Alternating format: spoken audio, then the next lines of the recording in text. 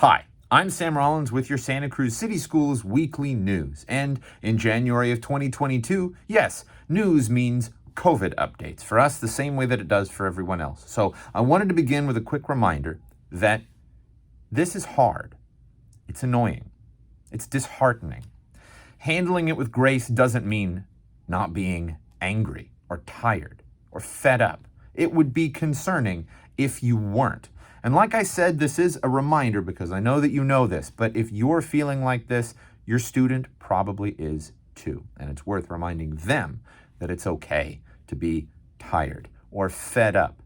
And if you need support for anxiety or behavioral health, ask for it. And if you don't know where to start, send me an email. There's a lot of support in our system for families.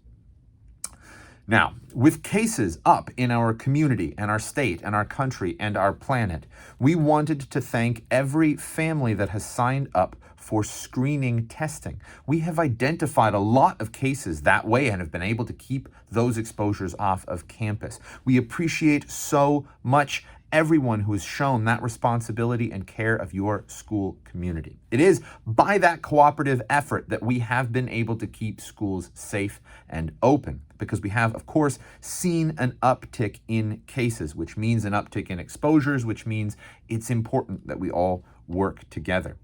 We've reworked our COVID resource page somewhat to hopefully provide easier answers to the most common questions about what to do if my student seems to be getting sick or has been exposed at school, exposed at home, or tested positive. Please have a look there at link number 1. This is where we will lay out the sometimes confusing procedures that we are obliged to follow in the event of symptoms, exposures, or positives.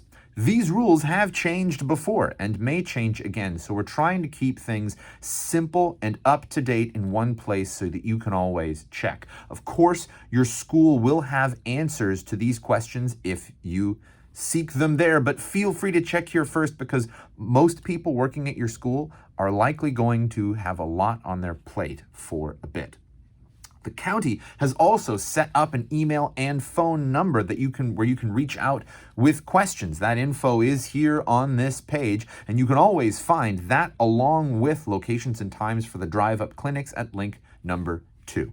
Now, next week, because we won't have on-campus testing on Monday because of the holiday, students who have been notified of exposure and are not vaccinated will need to test twice during that week to stay in class. So if your school has a normal testing clinic on Monday, you will either need to go to one of the now 4 testing drive-through clinics, link number 2, or be tested on Tuesday by Inspire if you're in middle and high schools, or by school staff if you are in elementary.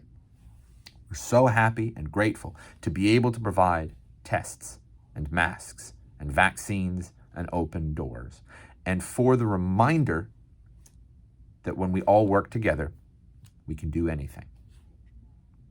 Now, finally, the more generic COVID outlook.